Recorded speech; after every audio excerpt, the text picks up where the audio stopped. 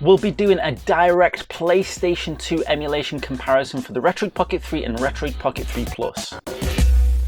Both the Retroid Pocket 3 and Retroid Pocket 3 Plus are running Ether SX2 with no changes to the settings, both of them run in stock basically, to give the most direct comparison possible. The only difference is that when we're running the game Shocks, both systems have the GPU renderer changed to Vulkan, as Shocks is barely playable using OpenGL. Starting with Blitz the League, we can instantly see the Retroid Pocket 3 Plus is running this a lot faster, making it seem much more playable.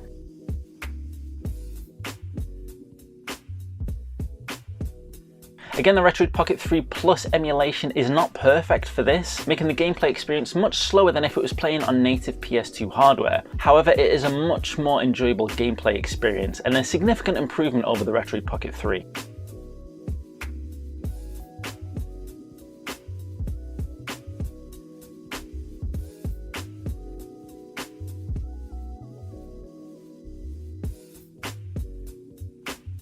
Next up, we're running Kinetica, and again you can see that this is quicker and smoother. As with Blitz the League, it's still not perfect, but it takes it up a level to make this a much more enjoyable experience. The Retroid Pocket 3 Plus, while not a perfect PlayStation emulation system, seems to have a consistently significant improvement over the Retroid Pocket 3.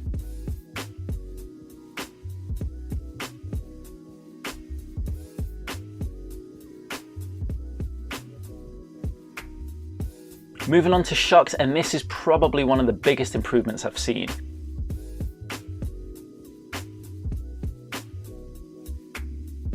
Shocks runs really well on the Retroid Pocket 3 Plus, making it a totally different experience to the Retroid Pocket 3. On the Retroid Pocket 3 it was completely unplayable, yet on the Retroid Pocket 3 Plus you can really have a great experience playing Shocks on the PlayStation 2.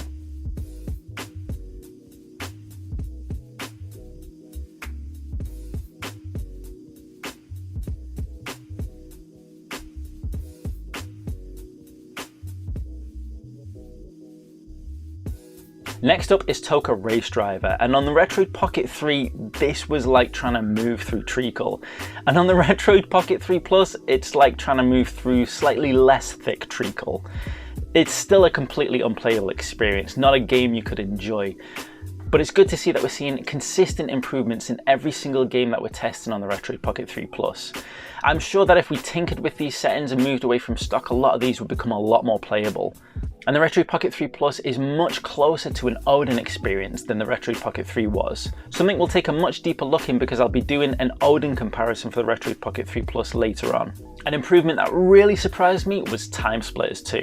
Similar to Shocks, this moved from an unplayable experience to a completely playable experience, making this a really enjoyable game on the Retroid Pocket 3 Plus. Time Splitters 2 is a game that I used to really enjoy and really wanted to get to play in the palm of my hands again. And I honestly was not expecting the Retroid Pocket 3 Plus to be able to deal with this, and this one really surprised me. Movement and aiming are so much smoother, making this feel almost like the PlayStation 2 experience. As we hope to see, the Retroid Pocket 3 Plus is a significant improvement over the Retroid Pocket 3. It's not a perfect PlayStation 2 emulation system, but whereas on the Retroid Pocket 3 I would say pretty much all PS2 games were unplayable, on the Retroid Pocket 3 Plus there's a significant amount of games that you can really enjoy on the go. Now if you want to check out how the GameCube emulation compares, then click the video right in the middle of the screen.